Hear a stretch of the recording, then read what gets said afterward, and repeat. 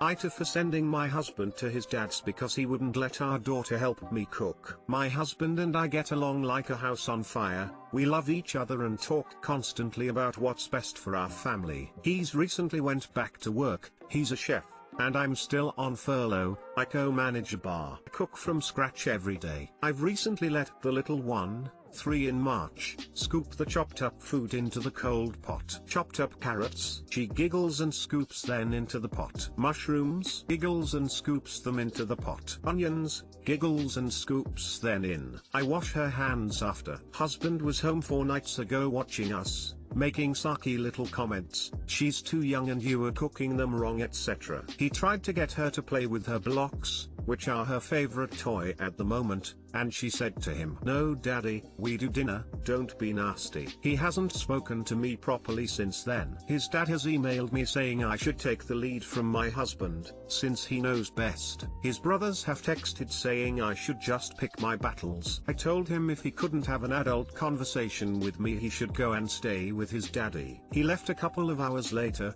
told me he would stay with his dad. He told our daughter he had to go to work. She was happy. I think I'm totally in the right. My little one wants to help. She is very proud of herself when dinner is ready because she helped cook it. I do kinda feel bad because I know how chefs can be. But come on, it's his daughter, he should be encouraging her. NTA, he's acting like a child. Is he jealous because you are teaching her instead of him? He has said several times he wanted to teach her how to cook, but I didn't think her scooping some carrots, quarter of which she ate, into a pot would be a problem. I honestly think it's him being back to work suddenly, coming from being in lockdown. I'll speak to him when he comes back home. NTA. Wow, your husband is an arrogant chef. The whole point is doing things with someone else. It's wonderful that your daughter is helping to cook. Some of my fondest memories as a child are doing exactly what she is doing. He's worked for some of the best places in our country. He's got awards for his food too. He did tell me he wanted to teach her how to cook. I didn't think that the little one throwing veg into a pot would make him so angry. I do honestly think that the lockdown period we have been in has made him snippy. NTA. I hate assholes who are truly good at something, but use that knowledge to make beginners feel bad about not being as skilled. To do that to his own daughter really makes him the asshole. He's never made her feel bad. He is very supportive to our daughter. I make mistakes sometimes and I find it easier to consult Google than him. He goes on and on and on about it, so it's just easier to fix the problem if I can. Google is a lifesaver.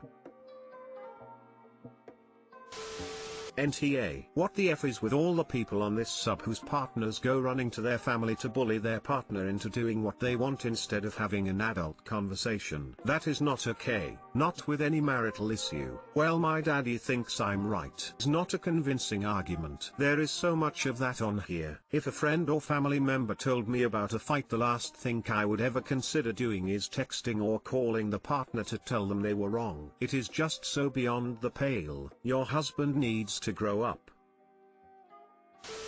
AITA for offending someone who assumed I was trans. I, 25F, recently started a new job. During the whole application and interview process I communicated with the same person, the office manager Susan. We had a couple of messages on email and she conducted my Zoom interview. I got my job offer a couple of weeks ago, and have been WFH for the company ever since. At the end of last week, I had an email arrive from someone representing the company's LGBTQ group. This was the national group representing my company. I work for them in a regional capacity, saying that I had a standing invitation to join them in their next Zoom chat, if only to meet other LGBTQ people at the company and have a conversation with them. I am a cis heterosexual woman. I replied saying that while I'd love to join them as an ally, there had been some kind of miscommunication, as I'm not LGBTQ. I got a quick response to that apologizing, saying that my name had been passed on to them as a new transgender employee. The only time I've discussed sexuality has been on the anonymous equal opportunities form that I submitted alongside my initial application, which stated that I was straight and cis. A couple of hours after that, I got called to an emergency meeting with Susan. When I entered the call, she practically screamed at me that I'd misled her. I asked how,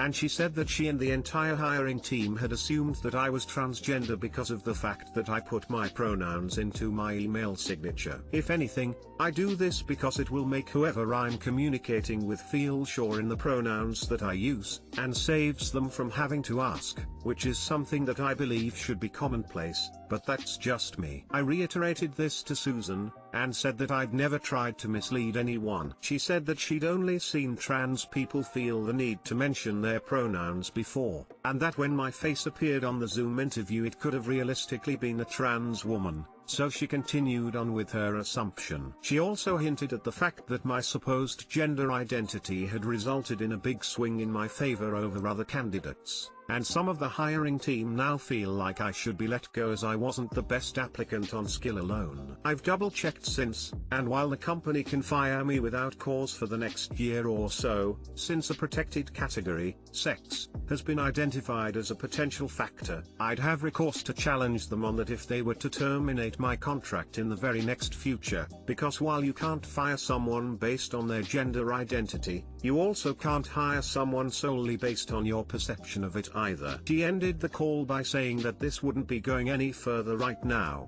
but on behalf of the trans employees at the company, she was very offended at my choices. I'm not going to ask about if I should stay in the job, not the right sub, and also I barely have to talk to Susan now, so hopefully the drama will just die down. But was I wrong for immediately presenting myself in a way that could lead someone to assume that I was transgender? Edit. Thank you to everyone for responding. I have realized that this is a greater issue than just this instance, and will be following the advice to create a paper trail to document this further before taking my next steps. On another note, if you're going to take the time to message me calling me fake and both the SJW and a TERF, I mean why? Then please know I'm not going to waste any energy on you. Also, if a username has throw in it, I'm not going to take the time and word count up explaining the exact reasons I'm using a throwaway. Don't get in touch saying I'm a troll for using a different account.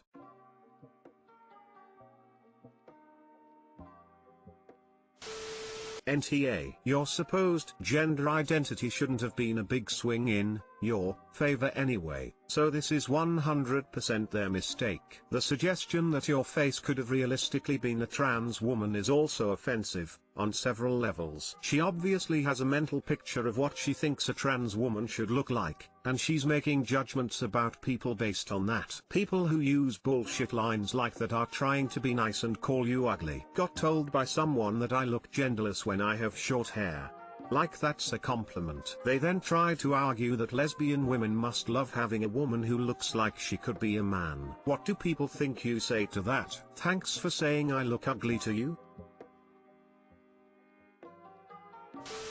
NTA. She got ahead of herself and made huge assumptions then outed you to other staff. Even if you were trans it would up to you let people know that. It was out of line on all accounts. You might have an HR case if you wanted to file such. Edit, spelling. NTA. Regardless of if you get fired or not, you should speak to HR about her and this whole situation. He essentially outed you to staff and discriminated against you because of your sexual orientation and gender. Terrible. Not even that. Make an appointment with an employment lawyer and don't say a word to HR about it. They're out to protect employer, not op, and reputable legal counsel can best guide them on how to proceed with this insanity.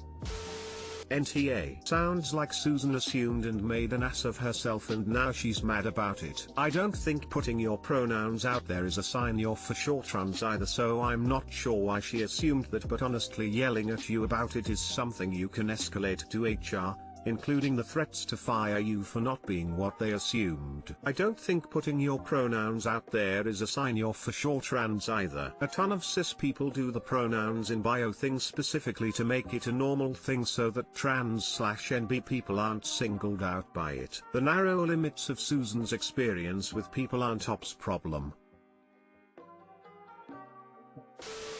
AITA for refusing to pay a dime for the medical bills of the teenager I technically hit with my car. Last year, I was driving home from work on a 4-lane road that had a divider in the middle. It's dangerous to cross against the light because the speed limit is 45, but people do anyway. I saw a group of teens standing on the divider, waiting to cross my lane, but figured they were waiting for the light to change so they had the right of way before they crossed. Well, they didn't, and one kid walked right in front of my car. I slammed on the brakes but couldn't swerve because there were cars in the lane next to me. He was pretty seriously injured, but survived, and from the most recent info I have, he has regained full mobility but continues to deal with some cognitive issues. I blamed myself for a long time and spent several months in therapy over the guilt. But overall the accident was not at all my fault. By the laws of physics I could not have stopped in time. I was obeying all traffic laws, and he knowingly walked directly into multiple lanes of oncoming traffic against the light. Apparently he said he assumed I would stop for him. But if I hadn't hit him, a car in the lane next to me absolutely would have. My insurance company defended me in the multiple lawsuits from his parents' health insurance company and the ones his parents filed against me personally, and I was ruled not at fault every time. But unsurprisingly his parents are now seriously struggling to pay off his medical bills, and think I should be paying most or all of it. According to the GoFundMe, they have well over 6 figures of bills, will be losing their house, and one of the parents is out of work now. I've been contacted by no less than 20 people insisting that since I hit him with my car, I have a moral obligation to help pay. My issue: my husband and I both lost close relatives to what's going around, and received modest inheritances we were not expecting. So technically, we do now have the money to help. Without it we wouldn't be able to make any meaningful dent in the debt. Our plan had been to use that to pay for IVF to start a family, and potentially adoption if that's how it goes. But now, with so many friends/family members of the boy reaching out to my husband directly about the GoFundMe too, my husband says he feels morally conflicted using that money to, in his words, create a whole new kid when one is already in need. He wants to give the money to the boy's parents to help pay off their debt, and is now even talking about the payment plan they want me to agree to. I understand that technically I hit a kid with my car, but under the circumstances I don't think I should have to sacrifice having my own kid because of his carelessness. My husband, and the legion of people harassing me, says it's cruel to refuse to pay a dime. I think helping even a token amount will open the floodgates, and I don't feel bad about refusing. Should I? My husband is someone I see as a really reasonably person, so he's making me second guess my feelings. NTA, you have been found not to be at fault multiple times. You have no obligation, moral or otherwise, to pay. This boy is to blame for his injuries, for the costs incurred, and for the financial consequences for his parents. The parents understandably don't want to blame their son for potentially costing them their house, but that does not entitle them to scapegoat you, or to pressure you and your husband into bailing them out. If your husband is so foolish as to make a payment to the family, a token will never be enough. They will take it as an admission that you should pay all of it. Your husband needs to recognize that there are, sadly, many children in need in the world. Unlike this boy, most of them are not the cause of their misfortune. If he wants to donate his inheritance rather than using it to start a family with you, there are better ways to do it. I can certainly sympathize with Op's husband feeling badly for a kid whose life and his family's lives are essentially ruined because of an incredibly stupid split-second decision he made. Op is NTA at all and shouldn't pay anything because you're right,